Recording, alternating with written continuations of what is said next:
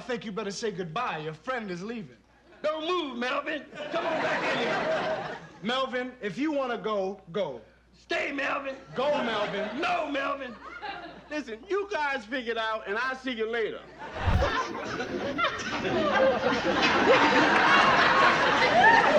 They cut his salary down $5,000. He was making $10K in Vegas. I had done 2 films and some other stuff, and the most that I'd ever made on Broadway or in a film was $5,000. Demon Wilson, who played Lamont, recently has revealed some shocking secrets about the popular TV show Sanford and Son. What troubles did the cast face? Were there conflicts or hidden issues that viewers never knew about? It is only a name because of the colors. Wilson opens up about the struggles and controversies that surrounded the making of this classic sitcom. Curious to know what it was? Let's find out. And I've been with black people all my life, which is very offensive in its connotation. Sanford and Son was a popular TV show from the 1970s. The show followed the life of Fred Sanford, a funny old man who owned a junkyard in Los Angeles. Fred, played by actor Redd Foxx, had a quick temper and loved to complain, but he always made people laugh. He lived with his grown-up son Lamont, played by Demon Wilson, who tried to keep the peace. Never mind him. Sit down here and make yourself comfortable. Thank you, Lamont. Fred and Lamont had a unique relationship filled with jokes and funny arguments. Fred often called Lamont dummy, but deep down he loved his son. The show had many hilarious moments where Fred faked heart attacks, shouting, "I'm coming, Elizabeth," whenever he was upset. I'm dying. You hear that, Elizabeth? I'm coming to join you, honey. These moments became so famous that people still remember them today. Sanford and Son ran for 6 seasons with a total of 138 episodes.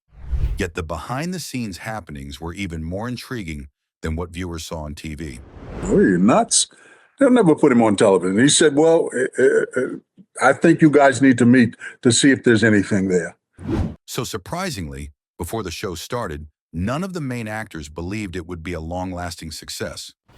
Demon Wilson, who played Lamont Sanford, was initially approached by producer Bud Yorkin to take on the role. However, he needed some convincing from his co-star Redd Foxx before agreeing to the part. "I thought about it long and hard and decided to take a chance," said Wilson. "Redd and I thought we could grab some quick cash plus notoriety to move on to the next project." Interestingly, Johnny Brown was initially considered for the part, but due to his commitment to Laugh-In, Wilson secured the role instead. Wilson and Foxx discussed their approach to acting and character development. Both actors admitted to taking time to fully understand their characters, with Wilson expressing a desire to explore his role further. The on-screen father-son duo, initially unfamiliar with each other's timing, developed a strong working relationship as the show progressed. Wilson revealed that his off-screen relationship with Foxx mirrored their on-screen dynamic. Describing it as a marriage-like connection, he acknowledged the complexity of their bond, which, like any family, could be both sweet and challenging. Despite Foxx's surprise decision to leave the show after 6 years, Wilson expressed love for him, but admitted that Foxx could be difficult at times. The end of the show wasn't without controversies. In 1975, Wilson mysteriously missed 2 weeks of filming, prompting speculation about salary disputes. They cut his salary down $5,000. He was making $10K in Vegas. I had done 2 films and some other stuff, and the most that I'd ever made on Broadway or in a film was $5,000. When asked in 2014 if he stayed in touch with anyone from Sanford and Son, particularly Redd Foxx, who passed away on October 11, 1991, Wilson responded, "No. I saw Redd Foxx once before he died, circa 1983, and I never saw him again. At the time, I was playing tennis at the Malibu Racquet Club, and I was approached by some producers about doing a Redd Foxx 50th anniversary special. I hadn't spoken to him since 1977, and I called the club where Redd was playing." And Redd and I were just 2 actors thrown together. The thing that we had in common was that we were not going to take any BS from anybody, black, white, Asian, or Hispanic. Red from the street, I am also. He further said, and we met at Red's office, but he was less than affable. I told those guys it was a bad idea. I never had a crossword with him. People say I'm protective of Red FOXX in my book, Second Banana, Wilson's memoir of the Sanford years. I had no animosity toward FOXX for quitting the show in 1977 because I had $1 million contract at CBS to do Baby, I'm Back. My hurt was that he didn't come to me about throwing the towel in. I found out in the hallway at NBC from a newscaster. I forgave him and I loved Red, but I never forgot that. The love was there. You can watch any episode and see that. After the series ended, Wilson took the lead in the CBS sitcom Baby, I'm Back, which ran for 13 episodes. A lot of people thought that he was kind of, scum. He played Oscar Madison to Ron Glass' Felix Ungar in ABC's The New Odd Couple. He also starred in BET's Demon Wilson and Company and the TV series Girlfriends. Wilson's last film appearance was in the 2000 prison comedy Hammerlock. His last stage role was in a 2011 touring production of the faith-based play The Measure of a Man. Demon also came on an interview with Get TV Talks, where he was questioned why he walked away from his performing career in 1984, to which he answered, I worked steady from 1971 to 84. I was burnt out, and the Lord came into my heart, so I scoured the country and the world for 15 years doing what the Lord commissioned. He said, spread the word. That's what I did. Demon Wilson became an ordained minister, fulfilling a vow he made in childhood after a life-threatening experience at the age of 13 when his appendix ruptured. Since becoming ordained, Wilson has dedicated his focus to religious projects and has authored several Christian books. He also had the opportunity to share his message before thousands in Africa, thousands in China, and every city in America. Sanford and Son undeniably pushed things. Sanford and Son also attracted a bevy of famous Black Americans as guest stars, including George Foreman, B.B. King, and Scatman Crothers, among others.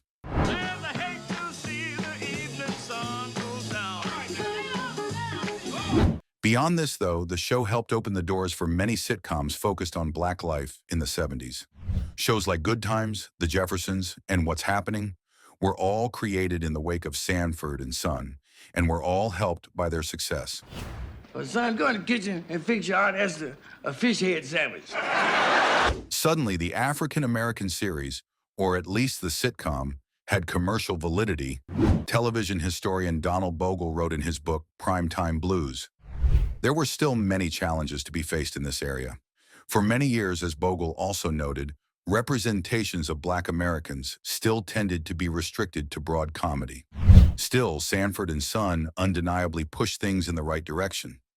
Maybe the single most important fact about the show, given the realities of Hollywood, was that it made a lot of money. As a result of our success, Demon Wilson told Get TV, Hollywood executives said, okay, Black shows, we're going to go with that. Sanford and Son was a comedy and a lot of fun to put onto the screen, but in retrospect, there was intense pressure on everyone. If we had failed, Wilson added, there wouldn't have been any Black shows for another decade. Fortunately for us all, they didn't. Sanford and Son was a hit, and television would never be the same. This lady wrote a letter, wanting to know why we had to be junk men. And I had a letter written to her by my secretary and said, well, the show was written for 2 white junk men, and we were fortunate enough to get the show, and we're 2 black junk men. I'm not responsible for my color. Wilson and FOXX first met each other in Las Vegas, where FOXX was doing stand-up. 4 days after their first reading together, they performed in front of the All in the Family cast, where a visiting NBC vice president witnessed the future and ordered a pilot. Yorkin claimed he was unable to get any CBS officials to watch FOXX and Wilson's rehearsals. It was one of the stupidest things I did at CBS, the network's then president Fred Silverman admitted. We had All in the Family on the air, and Bud and Norman Lear came in with the idea, and it was called Steptoe and Son. They failed to mention that Red FOXX was on it, or that it was going to be a Black show. They never said that, and they just described it, and I said, well, I don't understand. You are selling us a show we already have. I mean, we have All in the Family, and this sounds like Archie and Meathead. I had no idea I could remember 40 pages of script every week, and with no cue cards or anything to read. Cleavon Little, Blazing Saddles, was approached to work on the project, but had to say no because of prior commitments. Hold it. The next man makes a move, the nigger gets it. He suggested Red FOXX. His co-star in Cotton comes to Harlem. In the film, FOXX played a junk dealer.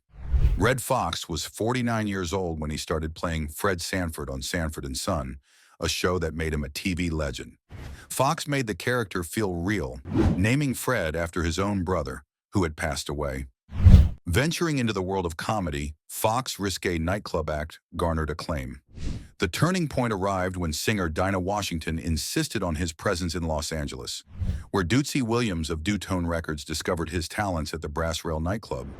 Notably, FOXX became one of the pioneers, a black comic captivating white audiences on the iconic Las Vegas Strip. Long-term contracts followed, accompanied by a string of comedy albums across various record labels that swiftly attained cult status. I'm quite fine, Esther. And may I lie and say how nice it is to see you? Bigotry was merely a joke device on Sanford and Son. The humor was based on the broadest of generalizations. When Fred has to get his teeth fixed, in the episode In Tooth or Consequences, he'd rather go to white dentist than a black one. An Asian character played by Pat Morita, who FOXX mentored in comedy clubs, is named Achu. Fred's favorite endearing term for his son is Big Dummy. The N-bomb is first detonated in the third episode, Here Comes the Bride, There Goes the Bride, with a teleplay by Aaron Rubin. FOXX fought with NBC and the series producers to include this kind of humor. In spite of his edgy delivery, FOXX was the first African-American comic to headline Las Vegas when he played the Aladdin Hotel in 1966. He proved himself clean enough for TV after appearing on The Tonight Show, The Joey Bishop Show, and The Flip Wilson Show, but his reputation preceded him. When Quincy Jones submitted The Street Beater as the theme song, he did not believe any network could put Red FOXX on national TV. For the final 6 episodes of the third season, Grady was put in charge of the business, while Fred Sanford was in St. Louis attending his cousin's funeral because FOXX had walked off the show. FOXX and his physician claimed the actor was suffering from nervous exhaustion, claustrophobia, and calcification between the 5th and 6th vertebrae in his back. Thanks to the show, and his marriage of 17 years was falling apart because of his busy schedule. With 6 episodes still to be produced in the third season, Red FOXX held out for a new contract. At the time, he said, "I asked for 25% of the show. They wanted to give me 25% of the producer's pie and said it would take 5 years before I could get a piece of the show. Well, they want to make me look like an idiot. They know they have a winner and had one from the start. You see, when they gave me the show, they had about 20 to 25 million black folks to start off with as a viewing audience. The show has made millions. They want to sell the show to Columbia for $1 million when the show is syndicated. I want to have a piece of that. I figure that if I had 25% of the show, I could make $1 million a year for the next 10 or 12 years. I want some money now because I deserve it now. And when I'm gone, I want my family to have 25% of something rather than 100% of nothing. I just want 1/4 of myself to own. If I can't have 1/4 of me, then why am I living?"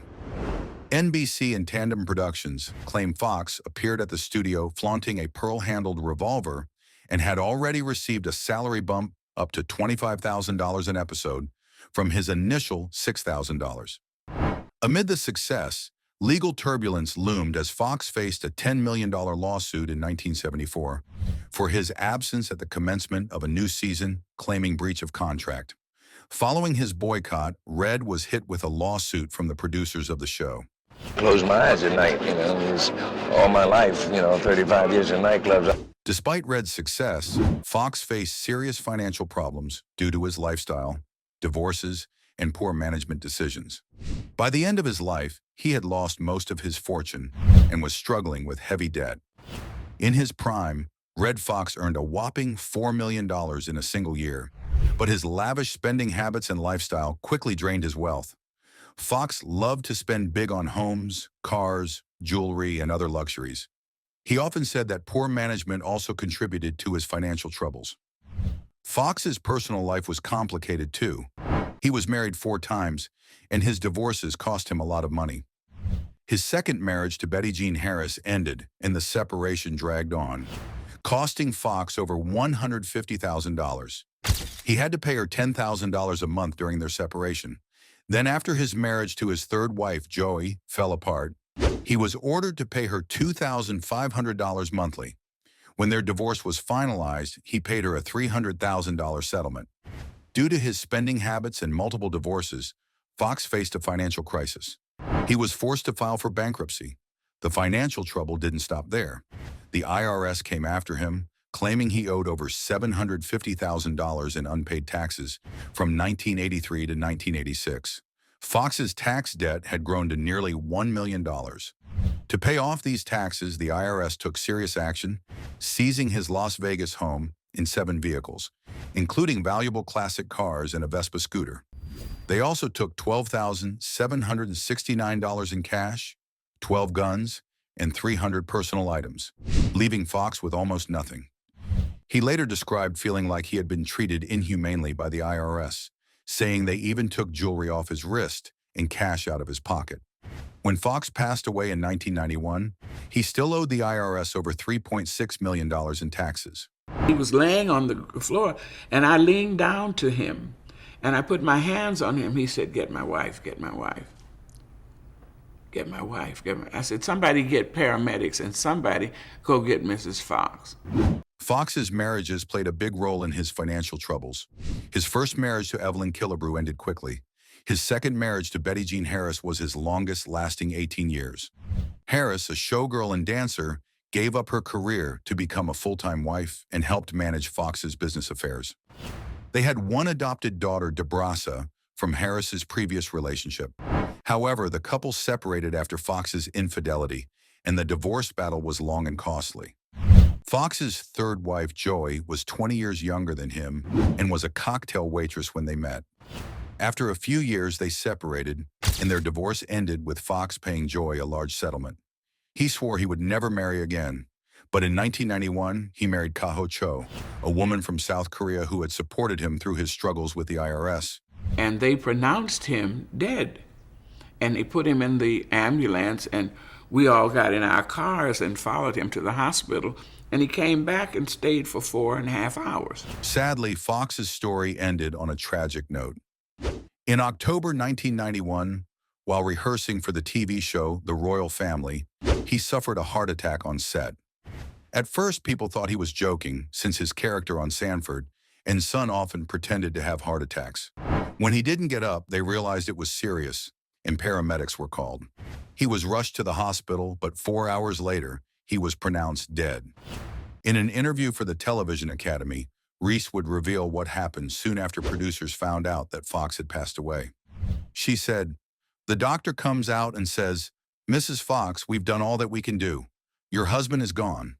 Standing this close were 2 of the producers, and they said, 'What are we going to do with the script?' She's sitting right here. They just told her that her husband was dead." Reese went crazy, absolutely insane. She got in her car and left, making up her mind that she wasn't ever going to do television that way again. They never treated him with the respect that he should have had. He should have had a writer on the show, but instead, they stuck Jackie in there, and she's a wonderful comedian. But that was not the time or place for her to be. He never got the treatment he needed. He was not phased out of it. One day he was there, and one day he wasn't. Unfortunately, Hollywood producers, immediately thinking of their own productions as opposed to the well-being of their talent, is a common occurrence in show business. The pervasive trend of Hollywood producers prioritizing their projects over the welfare of their talent is an unfortunate and recurrent occurrence within the realm of show business. Your husband is gone. And standing this close were 2 of the producers. And they said, "What are we going to do with this script?" Meanwhile, one fan commented on the tragic life of Fox, saying, "Red Fox was cheated and taken advantage of by many entities. In the end, they tried to say he was a bad businessman and didn't pay taxes, but the truth is, many powerful people stole his entire fortune and even came to his home with guns and stripped him of anything he had left. I saw this poor man on TV crying and asking if there was anyone in the world that could or would help him. And I saw him later do an interview in which he explained why he was broke and how even the rights to his TV show were stolen from him under threat of incarceration for taxes he didn't owe on money he didn't make. A second fan added, "Those white executives and producers that thought they knew better are to blame for his death. If they didn't stress him out and try to micromanage him, he wouldn't have even had a heart attack." I'll have you to know I won 3 letters in high school. Paige began her show business career at age 15 in St. Louis, where she learned to dance fire while dancing at the Brass Rail Club. She stated that she did not like comedy at first, but a fellow Brass Rail Club employee and member of the comedy duo Skillet and Leroy saw Paige's potential, telling her, "You can do comedy." Paige started performing her comedy routine for several years, but had planned to later leave show business to return to St. Louis to care for her ailing mother. However, a phone call from Red Fox in 1972 changed Paige's mind. Earlier that year, the sitcom Sanford and Son, starring FOXX as Fred Sanford, had premiered on NBC. A man known for his generosity, FOXX brought his childhood friend Paige to the attention of one of the show's producers, who was already familiar with Paige and her act. So Red said, "Oh, that's LaWanda." I didn't know LaWanda. Well, I've known Red all my life because we went to school together. Did you? Where was that, LaWanda? Yeah, in St. Louis. Ah. And he says, "Yeah." I said, "LaWanda would be the one." So Red gets on the phone, calls me up at 2 o'clock in the morning. FOXX then asked her to read for the role of Esther Anderson, Aunt Esther, the sister of Fred Sanford's late wife Elizabeth, and she was offered the role. However, prior to taping, producers became concerned when Paige, whose experience was limited primarily to nightclub stages, seemed to have difficulty working in a sitcom format. When one of the show's producers told FOXX that Paige must be fired before the show could begin taping, FOXX insisted that Paige keep the part, threatening to abandon the show if Paige were fired. FOXX said that, "You never heard of the lady, but the night that first show of LaWanda's goes on the air, there'll be dancing in the streets in every ghetto in the United States." The producers relented, and after joining the series for the second season, Paige's character of Aunt Esther became one of the most popular TV sitcom characters of the 1970s. The Atlanta Daily World celebrated Paige's success as a Cinderella story come true, and the Pittsburgh Post-Gazette described Paige's Aunt Esther as a key ingredient on Sanford and Son, who isn't afraid of heathen Fred. She browbeats him at every turn in the tradition of God-fearing sisters who have seen the light and seek to quench the devil in a fun-loving man. Paige's Aunt Esther character was a devout churchgoer with a sharp tongue, unafraid to state her mind and verbally spare with FOXX's character, Fred Sanford. The devoutly religious Esther character contrasted sharply with the raunchy, expletive-filled material of Paige's live act and records. However, after the show ended, Paige appeared on several TV movies and shows, but when it came to her personal life, Paige was married and widowed 3 times. She married her first husband, John Peel, in 1934 at the age of 14, and before he died when she was 19, they had a son who died in infancy and a daughter, Clara. After her third husband died when Paige was in her 30s, she decided to never remarry. Paige was religious and affiliated with the Landmark Community Church during her first years in Los Angeles. She later became an evangelist in the Holiness Church. Her daughter, Clara, was an evangelist preacher. Sadly, Paige died of a heart attack following complications from diabetes on September 14, 2002 at age 81.